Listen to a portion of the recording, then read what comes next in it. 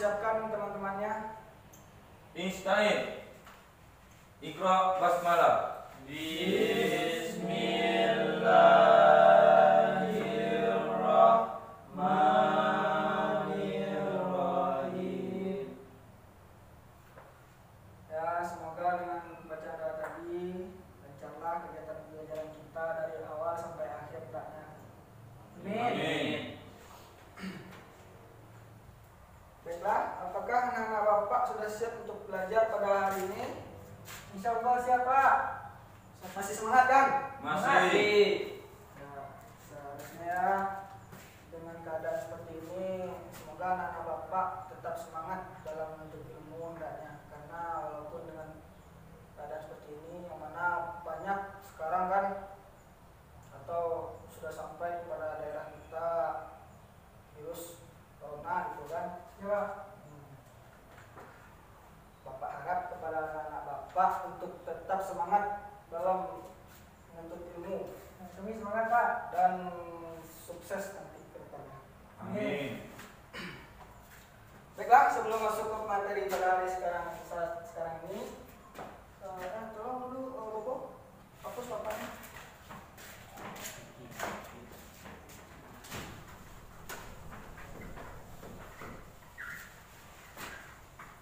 Jadi jangan simpan dulu yang nggak penting. Ya, Pak.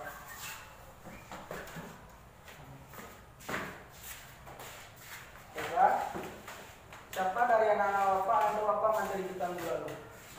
Proses bentuknya dinasti Maya, Pak. Sudah minggu yang lalunya tuh. Tentang kebijakan, Pak. Nah, bagus. Coba berikan gambaran sedikit gimana kebijakan pemerintah Bani Umayyah. Salah satunya itu pada masa kekhalifahan dinasti Maya melakukan perluasan wilayah Islam, Pak, sampai kepada Afrika Utara, Bizantium, dan India, Pakistan, Pak. Ya, bagus sekali Hanif ya. Betul kata Hanif tadi, di antara kebijakan pemerintah Bani Umayyah itu banyak, di antaranya itu perluasan wilayah. Di antaranya banyak perluasan wilayah itu sampai ke daerah Bizantium, Afrika Utara, dan sampai juga kepada Asia Tenggara. Salah satunya negara kita sekarang, Indonesia kan, atau negara kita besar-besarnya kan. Nah, baik. Apakah ada nggak Bapak yang tahu apa materi kita hari ini? Tentang kodifikasi hadis, Pak.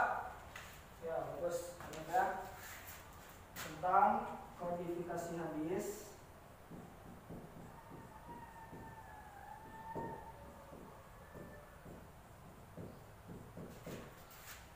Masa Umar bin Abdul Aziz.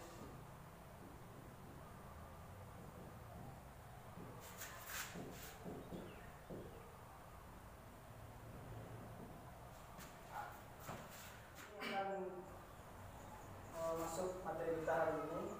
Namun Bapak sedikit memberikan pengantar kepada anak Bapak. Siapa yang tahu pada masa dinasti Bani Umayyah ini ilmu apa yang banyak berkembang? Ilmu hadis, Pak. Salah satunya ilmu hadis ya. Bagus sekali ya. Apakah ada anak Bapak yang tahu salah satu tokoh ilmu hadis tersebut? Saya, Pak. Ya, coba sebutkan. Salah satunya itu Imam Bukhari, Pak. Mantap sekali Fikih ya. Ya. Ternyata anak Bapak sudah belajar di rumahnya. Ya. Pertahankan itu supaya tidak lupa-lupa ya. Ya. Baiklah, kita masuk materi kita hari ini, yaitu tentang kodifikasi hadis masa Umar bin Abdul Aziz.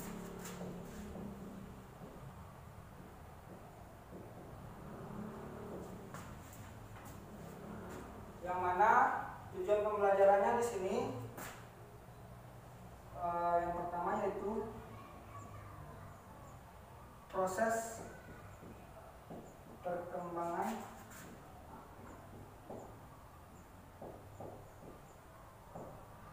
kodifikasi hadis.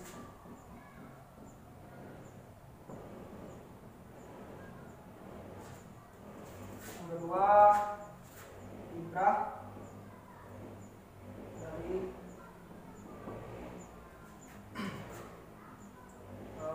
proses kodifikasi hadis.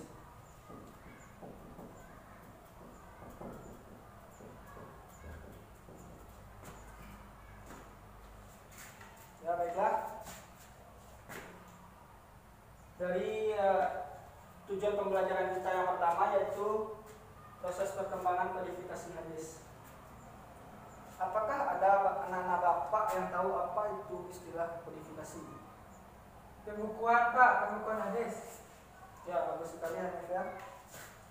Benar kata Hanif tadi, yaitu kodifikasi merupakan suatu pembukuan hadis di mana di sini pada pemerintahan Umar bin Abdul Aziz itu kodifikasi hadis tersebut sangat perlu dilakukan dikarenakan banyak dari aliran-aliran yang ada pada masa Bani Umayyah ini seperti Syiah dan Khawarij, mereka menggunakan hadis-hadis sebagai bentuk penguatan untuk alirannya, bukan untuk mengajarkan agama Islam seperti layaknya ajaran Islam kita, yaitu Ahlus Sunnah. Dan di sini mereka menyelewengkan hadis tersebut sehingga timbullah keresahan di masyarakat. Berikutnya Bapak akan membagi anak-anak Bapak menjadi dua kelompok. Mana kelompok satu fikih lah, ya fikih sama Hanif. Kelompok dua fikri ya. Yang mana kelompok satu tugasnya yaitu mencari proses kodifikasi hadis masa Khalifah Umar bin Abdul Aziz, dan kelompok dua fikri mencari tentang ibrah dari proses kodifikasi hadis masa Umar bin Abdul Aziz ini. Bapak kasih waktu 3 menit untuk masing-masing kelompok. Semoga cepat mencarinya. Ya Pak. Silakan. Coba. Jadi Ron, Ya, tadi di bawah. Ron.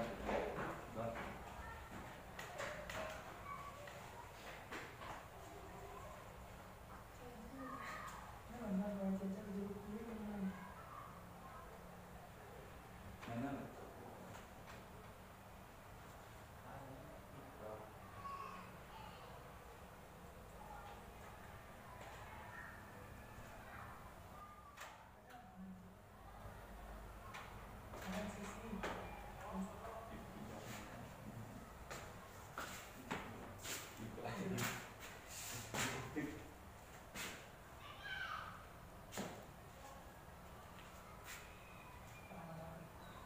Dan baiklah, sudah cukup waktunya.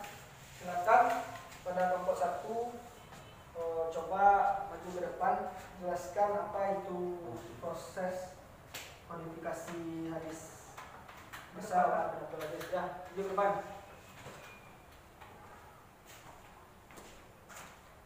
Bismillahirrahmanirrahim. Assalamualaikum warahmatullahi wabarakatuh.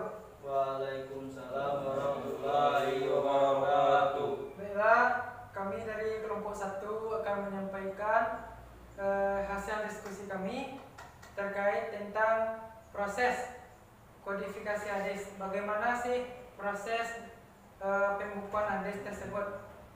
Dimana seperti yang dijelaskan Bapak tadi, bahwasanya kodifikasi hadis ini dilakukan karena hadis-hadis yang disampaikan oleh Rasulullah itu berserakan, tidak dalam bentuk satu buku atau tidak dalam satu kitab, gitu kan? Karena banyaknya hadis-hadis yang berserakan tersebut, sehingga banyak terjadi pro kontra. Seperti contohnya tadi kaum Khawarij dan kaum Syiah yang menjadikan hadis-hadis tersebut untuk menguatkan paham-paham mereka untuk kepentingan mereka sendiri. Jadi proses kodifikasi hadis tersebut, bahwasanya Imam Az-Zuhri yang menjadi ketua dalam proses kodifikasi hadis ini mengumpulkan para sahabat periwayat hadis yang ada di sekitar negeri Arab seperti Damaskus, Madinah, Makkah, Syam dan lainnya. Kemudian barulah di sana hadis-hadis Nabi yang pernah didengar oleh para sahabat dikumpulkan dan ditulis dalam satu buku atau dalam satu kitab, sehingga pada masa Khalifah Umar bin Abdul Aziz inilah pertama kalinya dilakukan pembukuan hadis agar hadis-hadis tidak berserakan dan dapat dipahami oleh umat Islam ke depannya, Pak. Baiklah, itulah hasil diskusi kami. Assalamualaikum warahmatullahi wabarakatuh.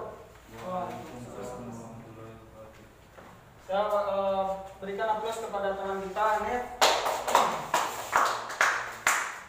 Betul yang disampaikan Hanif tadi itu, yang mana proses perkembangan kodifikasi hadis ini pada masa Umar bin Abdul Aziz ini ditandai dengan banyaknya pro dan kontra antara penggunaan hadis tersebut, yang mana banyak penyelewengan yang dilakukan oleh kaum Syiah dan Khawarij dalam menggunakan mushaf hadis ini. Mereka yang menggunakan hadis tersebut untuk kepentingan mereka sendiri, sehingga dibentuklah suatu badan yang diketuai oleh Imam Az-Zuhri dalam membukukan hadis dan memerintahkan kepada ulama-ulama periwayat hadis seperti Imam Bukhari, Muslim untuk mengumpulkan mushaf tersebut, yang mana mereka dengan sabar dalam mengumpulkan mushaf hadis tersebut. Dan setelah dikumpulkannya hadis-hadis tersebut, mereka bukukan atau kodifikasi sehingga banyaknya buku hadis pada saat ini. Contohnya ya buku Imam Bukhari, Muslim, Sahih Bukhari, Muslim. Baiklah, selanjutnya kepada kelompok 2 presentasikan hasil diskusinya tentang ibrah dari proses kodifikasi hadis.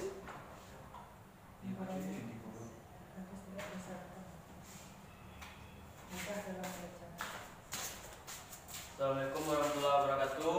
Waalaikumsalam warahmatullahi wabarakatuh. Baiklah, kami dari kelompok 2 akan mempresentasikan hasil diskusi kami, yaitu tentang ibrah dari proses kodifikasi hadis pada masa Umar bin Abdul Aziz. Ibrah yang pertama yaitu melestarikan hadis dan sejarah kehidupan Nabi Muhammad SAW. Serta yang kedua yaitu melindungi hadis-hadis dari hadis palsu yang pada masa itu banyak terjadinya hadis-hadis palsu dengan unsur-unsur politik. Serta yang ketiga yaitu membantu memperjelas perintah yang ada dalam Al-Quran. Baik, mungkin hanya itu hasil diskusi kami. Assalamualaikum warahmatullahi wabarakatuh.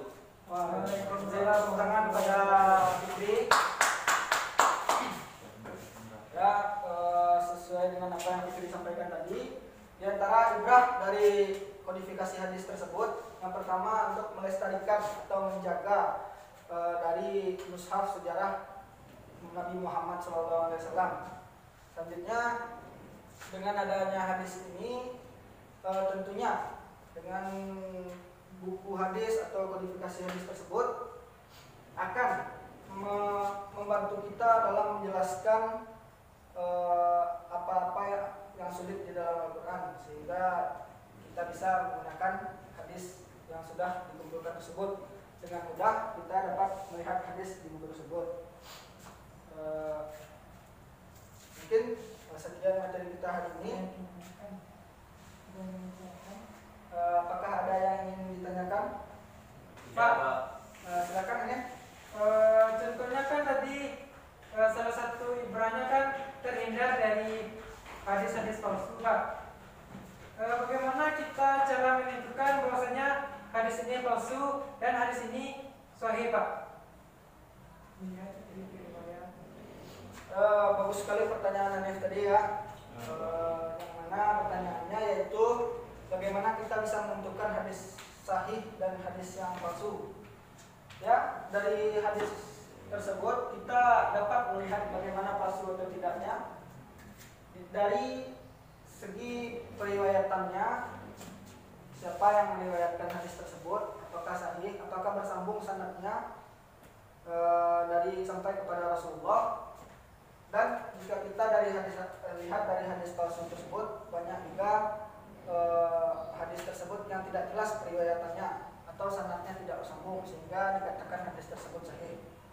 Mungkin anak-anak bapak sudah belajar juga di Ibrah hadis kan, gimana proses kita menentukan hadis yang sahih dari yang palsu tersebut. Berarti nggak boleh berpegang kepada hadis palsu ya Pak?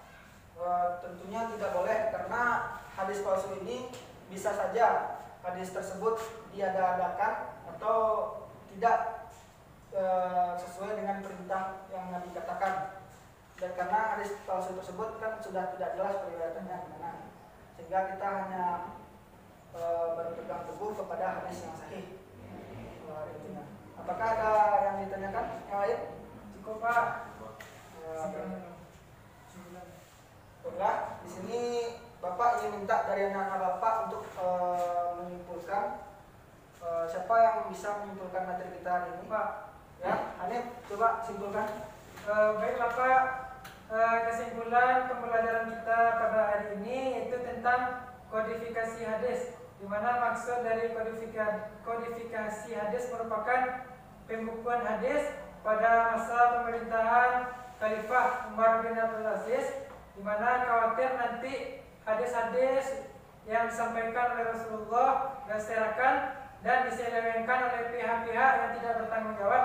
Kemudian dibuatlah kebijakan untuk membukukan hadis dengan menunjuk para ulama-ulama pada saat itu yang diketuai oleh Imam Az-Zuhri. Kemudian Imam Az-Zuhri inilah yang mengumpulkan para ulama, para periwayat hadis. Kemudian dibukukanlah hadis tersebut dalam satu kitab, sehingga hadis-hadis tersebut jelas sanadnya serta perawinya dan dapat dijadikan sebagai hujah bagi umat muslim sampai saat sekarang.